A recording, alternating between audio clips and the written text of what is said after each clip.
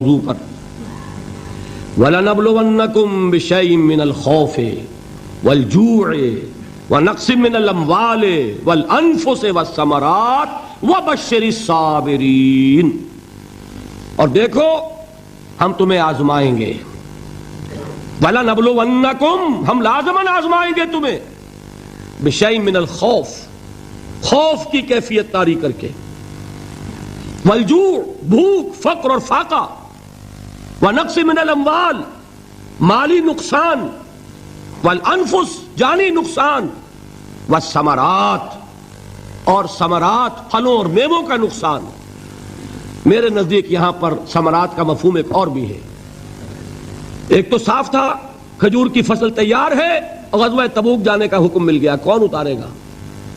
اور کھجور وقت پر اتری نہیں، برباد ہو جائے گی۔ یہ ہو رہا ہے نا میووں کا نقصان۔ اور میرے نزدیک یہاں یہ بھی ہے، بسا اوقات بہت سی محنتوں کا نتیجہ انسان دیکھتا ہے کہ ضائع چلا گیا، میں نے 10 سال محنت کی، حاصل کوئی نہیں نکلا۔ یہ ثمرات کیا ہیں؟ محنتیں، محنتوں کے ثمرات کا ضیاع۔ کوشش آپ نے کی، قسمت کی خوبی دیکھی ہے، ٹوٹی کہاں کمن، 2-4 ہاتھ جب کے لبے بام رہ گیا۔ Be prepared. ایک شاعر کے یہ اشعار ہیں، وہ کمیونسٹ تھا، میں نام بھی نہیں لیتا، لیکن یہ کہ یہ اسی انقلابی، چونکہ ان کا بھی ایک انقلابی نظریہ ہے، انقلابی عمل میں یہ سارے مراحل آتے ہیں۔ کوئی سیٹ بیک آیا، فرض کیجئے کوئی ناکامی ہو گئی، تو اپنے ساتھیوں کو دل بدھانے کے لیے یہ فصل امیدوں کی ہمدم اس بار بھی غارت جائے گی، سب محنت صبحوں شاموں کی اب کے بھی اکارت جائے گی۔ میرے نزدیک یہ ثمرات کا جو لفظ یہاں آیا ہے، وَنَقْصٍ مِّنَ الْأَمْوَالِ وَالْأَنفُسِ وَالثَّمَرَاتِ، سب محنت صبحوں شاموں کی اب کے بھی اکارت جائے گی۔ دھرتی کے کونوں کھدروں میں پھر اپنے لہو کی کھاد بھرو، پھر مٹی سینچو اشکوں سے، پھر اگلی رت کی فکر کرو، پھر اگلی رت کی فکر کرو، جب پھر ایک بار اجڑنا ہے۔ ایک فصل پکی تو بھر پایا، تب تک تو یہی کچھ کرنا ہے۔ ایک مقصد ہے سامنے، انقلاب برپا کرنا ہے۔ ایک کوشش ناکام ہو جائے کوئی پرواہ نہیں، نیکسٹ، پھر تیار رہو ناکامی کے لیے۔ ایسا نہ ہو جو انگریزی میں کہتے ہیں hope for the best but be prepared for the worst. ایسا نہ ہو کہ دوسری مرتبہ ناکام ہو کے بددل ہو جاؤ، تمہاری ہمتیں جواب دے جائیں۔ نہیں، پہلے سے تیار رہو کہ دوسری مرتبہ بھی ناکامی آئے تو آئے، لیکن جب تک کہ کامیابی حاصل نہیں ہوتی ہمیں یہ کام کیے چلے جانا ہے۔ دیکھیے سیرت میں آیا کہ نہیں یہ واقعہ؟ بدر میں مسلمانوں کو فتح ہوئی تو احد میں زک پہنچی کہ نہیں؟ 70 صحابہ شہید ہوئے کہ نہیں؟ اگر ان کی ہمتیں جواب دے جاتی تو گاڑی کیسے چلتی آگے؟ تو فرمایا وَلَنَبْلُوَنَّكُمْ بِشَيْءٍ مِّنَ الْخَوْفِ وَالْجُوعِ وَنَقْصٍ مِّنَ الْأَمْوَالِ وَالْأَنفُسِ وَالثَّمَرَاتِ، ہم تمہیں لازماً آزمائیں گے، خوف کی کیفیت سے، فقر و فاقے کی کیفیت سے، بھوک سے، جان کے نقصان سے، مال کے نقصان سے، محنتوں کے حاصل کے ضائع ہو جانے سے۔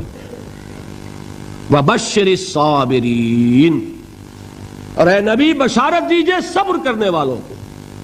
الذین اذا اصابتہم مصیبت، وہ کہ جب ان پر کوئی تکلیف آئے، کوئی مصیبت آئے، کوئی آزمائش آئے، قالوا انا للہ وانا الیہ راجعون، وہ یہ کہیں کہ ہم اللہ ہی کے ہیں، اللہ ہی کی طرف لوٹ جانا ہے۔ یہ وہی انداز ہے جو میں نے فارسی کا شعر سنایا تھا آپ کو کہ سرے تسلیم خم ہے جو مزاج یار میں آئے۔ وہ ہمارا مولا ہے، ہمارا آقا ہے، اگر اسے یہی منظور ہے تو ہمیں بھی یہی منظور ہے۔ میں نے تسلیم و رضا کی بات کی تھی نا، آپ کو کچھ شعر سنائے تھے، ایک شعر اور سنیے، اور یہ کس کا ہے؟ محمد علی جوہر کا۔ ایک مرتبہ جیل گئے، ان کی ایک بیٹی جوان بیمار ہوئی، فوت ہو گئی، باہر چھوڑا انگریز نے، جاؤ بھائی دفن کر دو بیٹی کو۔ دوسری مرتبہ جیل گئے، دوسری جوان بیٹی اسی مرض میں مبتلا ہوئی۔ اب یہ جیل میں ہے، خبر پہنچی کہ دوسری بیٹی کے اوپر بھی اسی مرض کا حملہ ہوا ہے۔ ایک نظم لکھی ہے جس کا آخری شعر یہ ہے، تیری صحت ہمیں منظور ہے لیکن اس کو نہیں منظور تو پھر ہم کو بھی منظور نہیں۔ یہ ہے، جب تک یہ کیفیت نہ ہو اس میدان میں آدمی ثابت قدم نہیں رہ سکتا کہ میرے رب کو اگر یہ منظور ہے تو یہی مجھے منظور ہے، اور تیری صحت ہمیں چاہیے تو ضرور، لیکن ہمارے رب کو منظور نہیں تو ہمیں بھی منظور ہے۔ راضی برضائے رب، وبشر الصابرین الذین اذا اصابتهم مصیبۃ قالوا انا للہ وانا الیہ راجعون. نہ شود نصیب دشمن کے شود ہلاک تیغت، سر دوستہ سلامت کے تو خنجر آزمائی.